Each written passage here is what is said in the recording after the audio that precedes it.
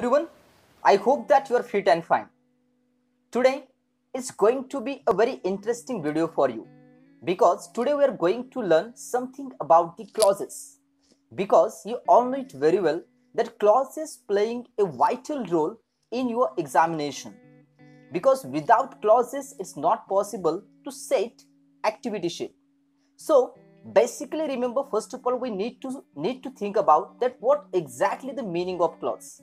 So सबसे पहले आपको पता होना चाहिए कि क्लॉज आखिरकार होता क्या है. तो पहले मैं आपको बता दूं कि क्लॉज एग्जैक्टली होता क्या है. But before that already we had discussed about three types of the sentences: simple, compound and complex kind of the statements. So already you know it very well that what kind of the structure of simple sentence, what kind of the structure of compound sentence, and what kind of the structure of complex type of the statement. So in complex statement we are having how many clauses? Do you remember that? So in complex sentence we are having definitely two clauses were there, at least two clauses. One will be main clause and at least one should be the dependent clause. So here it's very clear कि clauses में जब भी आप clauses के बारे में सुनते हो या फिर पढ़ते हो तो definitely आपको एक चीज पता होनी चाहिए कि clauses ये जो पार्ट है वो रिलेट करता है complex sentences से. मतलब clauses is an exclusive part which is related with what kind of the statement? It is related with complex type of the sentences. So here जिसको कॉम्प्लेक्स सेंटेंसेस पता है तो डेफिनेटली उसको ये भी पता होता है कि क्लॉजेस ये जो पार्ट है वो complex type of the statement से रिलेट करता है. तो पहले मैं आपको इसकी डेफिनेशन बता दूं. तो यहाँ पे जब आप इसकी डेफिनेशन देखोगे तो ये तो क्लियर है कि एग्जैक्टली क्लॉज होता क्या है. So clause is a group of words that containing subject and a predicate. मतलब कोई भी क्लॉज बनाने के लिए आपके पास कम से कम एक सब्जेक्ट होना चाहिए और एक प्रेडिकेट होना चाहिए. सो इन सिंपल वर्ड्स कि कोई भी एक स्टेटमेंट जिसमें सब्जेक्ट है और प्रेडिकेट है उसको आप क्लॉज कह सकते हो. Is a minimal unit of the sentence. मतलब सेंटेंस का सबसे छोटा हिस्सा इसे कह लो या फिर सेंटेंस का सबसे छोटा वाला, मतलब एक just short kind of the statement will be there जहां पे एक सब्जेक्ट होता है और जहां पे एक प्रेडिकेट होता है. So it's a minimal unit of the sentence. And after this, remember, let me show you one of the example. I know. So in this particular statement, we are having I, that is the subject, and know here we are having the verb, or you can say we are having the predicate. मतलब एक छोटा सा कोई भी एक sentence जिसको आप clause कह सकते हो. And here remember we are going to see that how many types of the clauses were there.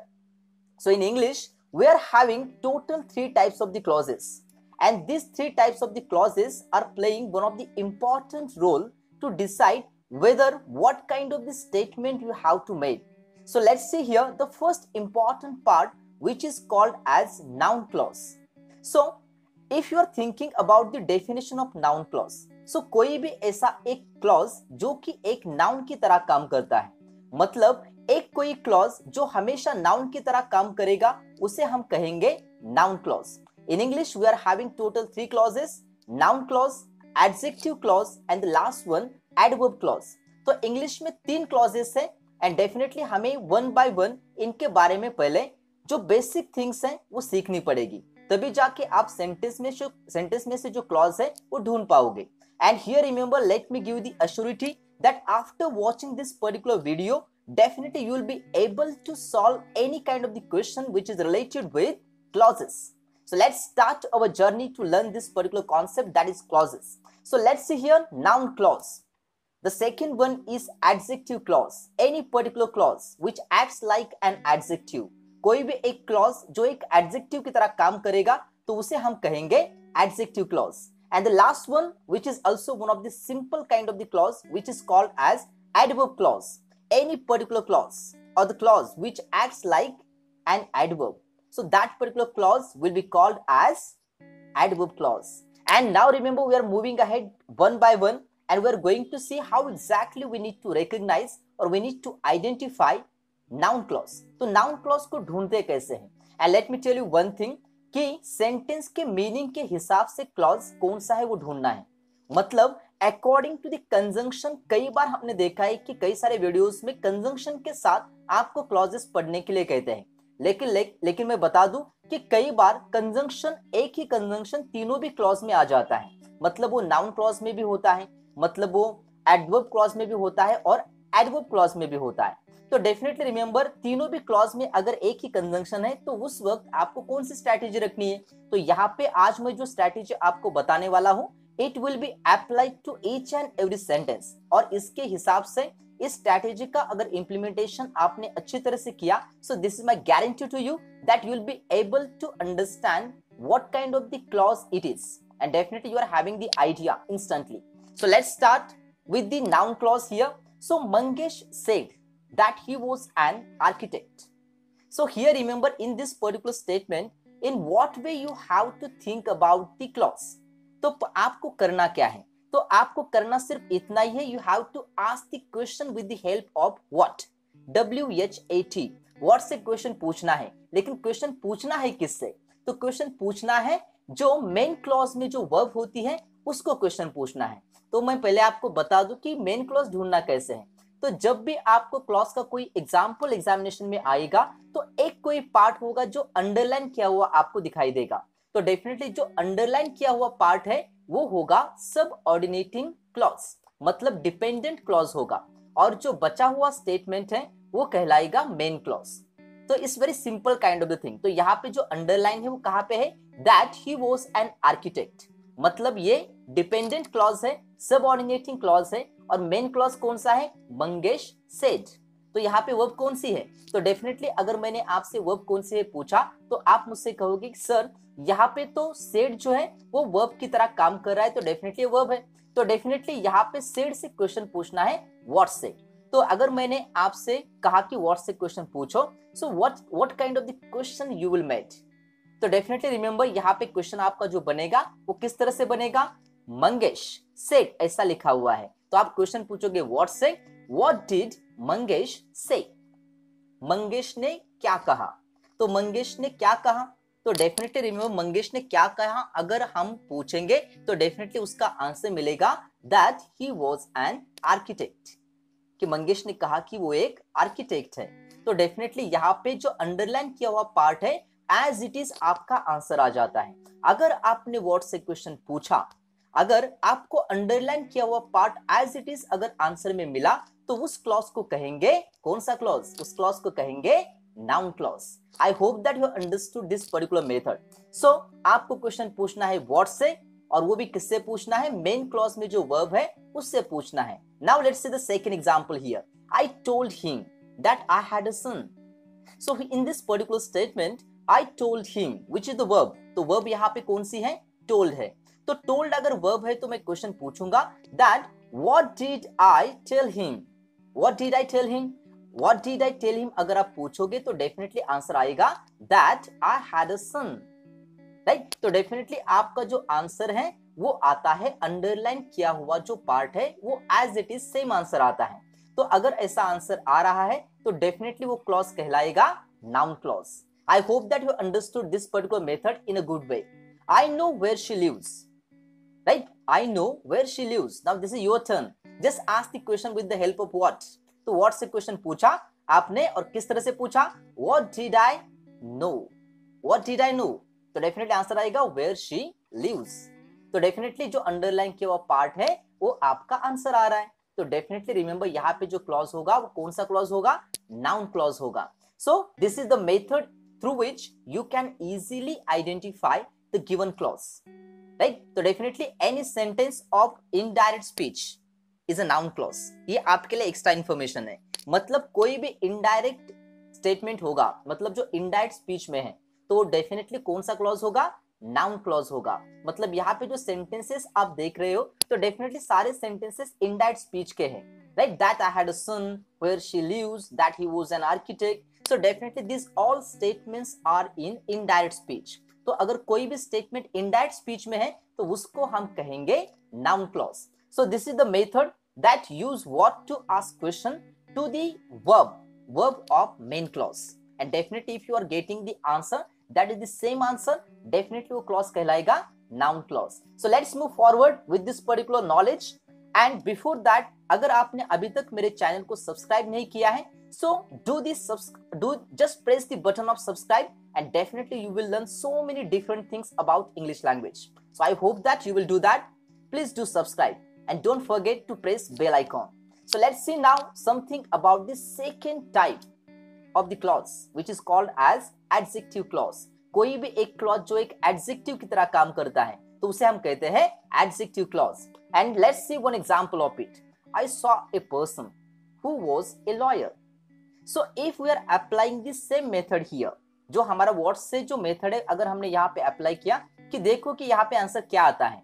अगर मैंने पूछा तो यहाँ पे सॉ जो है वो वर्ब है, तो मैंने क्वेश्चन पूछा what did I see, what did I see, तो डेफिनेटली आंसर उसका आएगा अ पर्सन. यहाँ पे आंसर क्या आएगा? A person. मतलब यहाँ पे जो अंडरलाइन किया हुआ पार्ट है वो आंसर आता नहीं. मतलब वर्ड से क्वेश्चन पूछने पे जो आंसर आ रहा है कि देखो कि वो नाउन है या नहीं, तो डेफिनेटली पर्सन क्या है? एक नाउन है. और इस नाउन के बारे में अगर कोई एक्स्ट्रा इंफॉर्मेशन हमें मिल रही है तो डेफिनेटली वो क्लॉज कहलाएगा एडजेक्टिव क्लॉज. क्योंकि एडजेक्टिव की डेफिनेशन क्या है? The particular word which told us something more about the noun. तो नाउन के बारे में जो एक्स्ट्रा इंफॉर्मेशन देने वाला कोई भी स्टेटमेंट होता है तो उसे हम एडजेक्टिव कहते हैं या फिर वर्ड को उस एडजेक्टिव कहते हैं. तो यहाँ पे देखो कि इस पर्सन के बारे में कोई एक्स्ट्रा इंफॉर्मेशन मिल रही है या फिर नहीं. I saw a person who was a lawyer. A person who was a lawyer. तो डेफिनेटली आंसर आएगा a person. वो इंसान लॉयर है. तो डेफिनेटली यहाँ पे उस इंसान के बारे में एक्स्ट्रा इंफॉर्मेशन मिल रही है. तो ये क्लॉज कौन सा होगा? ये क्लॉज होगा adjective clause. Let's see the second example. We bought a cycle which is blue. So in this particular statement we bought a cycle which is the verb. Verb यहाँ पे कौन सी है? तो verb है यहाँ पे bought. तो डेफिनेटली अगर हमने इस वर्ब को क्वेश्चन पूछा that what did we buy, so definitely answer will be a cycle. हमने क्या खरीदा? हमने खरीदा साइकिल. और वो साइकिल, अगर साइकिल क्या है? नाउन है. तो इस नाउन के बारे में अगर एक्स्ट्रा इंफॉर्मेशन मिल रही है तो उसे हम कहेंगे definitely adjective clause. which is blue, जो कि ब्लू कलर की है. मतलब क्या ब्लू कलर की है? तो डेफिनेटली जो साइकिल है वो ब्लू कलर की है. तो साइकिल के बारे में एक्स्ट्रा इंफॉर्मेशन मिल रही है तो यहाँ पे आपका जो क्लॉज होगा वो होगा adjective clause. I hope that you understood about this particular clause. Now let's see the third example here. This is the trust that Mohan started. ये वही ट्रस्ट है जो मोहन ने स्टार्ट की थी. तो यहाँ पे this is the trust. Ask the question with the help of what. तो आपने क्वेश्चन पूछा व्हाट इज दिस, तो व्हाट इज दिस पूछा तो डेफिनेटली आंसर आएगा द ट्रस्ट. तो ये क्या है? एक ट्रस्ट है. ट्रस्ट क्या है? डेफिनेटली नाउन है. तो इस नाउन के बारे में अगर एक्स्ट्रा इंफॉर्मेशन मिल रही है तो डेफिनेटली यहाँ पे क्लॉज होगा एडजेक्टिव क्लॉज. देखो मिल रही है या फिर नहीं. तो दैट मोहन स्टार्टेड, जो कि मोहन ने स्टार्ट किया था. तो मोहन ने क्या स्टार्ट किया था? मोहन ने स्टार्ट किया था ट्रस्ट. तो डेफिनेटली रिमेंबर यहाँ पे ट्रस्ट के बारे में एक्स्ट्रा इंफॉर्मेशन हमें मिल रही है तो इसलिए इस क्लॉज को कहेंगे adjective clause. I hope that ये जो कॉन्सेप्ट है आपके दिमाग में अभी अच्छी तरह से आ चुका होगा. Now here remember it's very important that we need to think about the last important clause which is adverb clause as compared with the noun clause. And as compared if you are comparing adverb clause with noun clause and adjective clause, ये थोड़ा सा मुश्किल है क्योंकि यहाँ पे adverb clause के बहुत सारे जो टाइप्स है आपको याद रखने पड़ते हैं. And here let me tell you one thing. Here we are going to discuss about all the types of the adverb clause. तो एक को भी छोड़ेंगे नहीं. Let's see. Adverb clause of time. मतलब जो adverb clause time के बारे में indicate करेगा उसे कहेंगे adverb clause of time. The second one is adverb clause of place. जो भी adverb clause place के बारे में indicate करेगा तो उसे कहेंगे adverb clause of place. Now third one adverb clause of condition. अगर वहां पे कोई कंडीशन रखी गई है, अगर कोई कंडीशन इंडिकेट हो रही है तो डेफिनेटली उस क्लॉज को कहेंगे adverb clause of condition. And after this remember we are going to see adverb clause of manner. अगर कोई manner through which manner the particular thing was completed. So if remember we are getting the information about it, so that particular clause will be called as adverb clause of manner. Right? After this let's see adverb clause of contrast. दो चीजें एक दूसरे से पूरी तरह से opposite अगर एक ही सेंटेंस में दिखाई दे रही है, एक पॉजिटिव है एक नेगेटिव है, तो ऐसे क्लॉज को कहेंगे adverb clause of contrast. contrasting things will be highlighted. And after this, let's say adverb clause of result. अगर कोई clause result को क्या कर रहा है, दिखा रहा है या फिर result को indicate कर रहा है, तो definitely एक चीज का अगर दूसरे सेंटेंस में या फिर दूसरे क्लॉज में रिजल्ट आ रहा है तो डेफिनेटली उस क्लॉज को कहेंगे adverb clause of result. After this let's see adverb clause of purpose. If any particular clause, if that particular clause indicating the purpose, तो पर्पस को अगर कोई इंडिकेट कर रहा है तो डेफिनेटली उस क्लॉज को कहेंगे adverb clause of purpose. And after this let's see adverb clause of reason. Because right, जो भी होता है उसके पीछे कोई ना कोई रीजन होता है, तो अगर उस क्लॉज या उस क्लॉज में कोई रीजन बताया गया है तो डेफिनेटली हम उस क्लॉज को कहेंगे adverb clause of reason. I hope that you understood this particular thing. And the last one adverb clause of comparison, और जिसे कंसेशन, ये भी कंसेशन भी कहा जाता है. तो एडवर्ब क्लॉज ऑफ कंपैरिजन मतलब दो चीजों के बीच में अगर कंपैरिजन हो रहा है, मतलब दैन का इस्तेमाल हो रहा है, तो डेफिनेटली रिमेंबर यहाँ पे जो क्लॉज होगा वो होगा adverb clause of comparison. So these are the 9 different types, right? जो आपको हमेशा याद रखने हैं. जब भी आप एडवर्ब क्लॉज के बारे में सोचोगे तो ये 9 जो टाइप्स है आपको हमेशा दिमाग में होने ही चाहिए. Now let's see some of the examples of it. Let's see the first example. That Geeta scrubbed the bathtub until her arms ached. Means उसके हाथ दर्द नहीं करने लग गए तब तक गीता उस बाथटब को घिसती रही. तो यहाँ पे Gita scrubbed the bathtub until her arms ached, right? जब तक. So until her arms ached in this particular statement, what kind of the clause it is, right? जब तक कि उसके हाथ दर्द करने नहीं लग गए. So Gita scrubbed the bathtub, और उसकी वजह से क्या हुआ, उसके हाथ जो है वो दर्द करने लग गए. So what is it? Adverb clause of result, right? Definitely यहाँ पे क्या है, adverb clause of result, right? तो डेफिनेटली जब भी आप कोई क्लॉज ढूंढोगे तो डेफिनेटली आपको याद रखना है कि आपको क्या करना है, आपको उस क्लॉज में जो मीनिंग है समझ लेना है और उसके बाद में ही आपको आंसर लिखना है. Let's see the second one. You can put the package wherever you like. आप उस पैकेज को कहीं पर भी, जहां पर भी आपका जी करता है वहां पे रख दो. मतलब उस पैकेज को कहीं ना कहीं पर आप रखोगे, मतलब किसी जगह पे रखोगे, तो डेफिनेटली ये प्लेस के बारे में इंडिकेट कर रहा है. तो यहाँ पे कौन सा क्लॉज होगा, ये क्लॉज कहलाएगा adverb clause of place. I hope that you are now getting the idea. She was so tired that she could not stand, right? वो बहुत थक गई है और जिसकी वजह से वो खड़ी नहीं हो पा रही है. तो डेफिनेटली ये जो आपका लास्ट स्टेटमेंट है इसका आंसर आपको देना है डिस्क्रिप्शन बॉक्स में कमेंट करके. तो डेफिनेटली रिमेंबर, आपको कमेंट करके कमेंट बॉक्स में इसका जो आंसर है वो मुझे देना है. Definitely I will tell you whether your answer is exactly correct और not. Just think about this statement, she was so tired that she could not stand, right? Definitely आप इसका आंसर सही से बता दोगे. This is my, definitely I am hoping that you are definitely getting the answer here. So I hope that definitely you have understood something about the 3 types of the clauses. In the next session we are going to solve so many examples related with the clauses. So be ready, क्योंकि clauses का जो concept है आपका definitely 100% clear होगा. This is my guarantee. So thank you everyone for watching my videos and for your continuous support. I would like to thank you very much. So here we are going to stop. Stay tuned. Thank you everyone.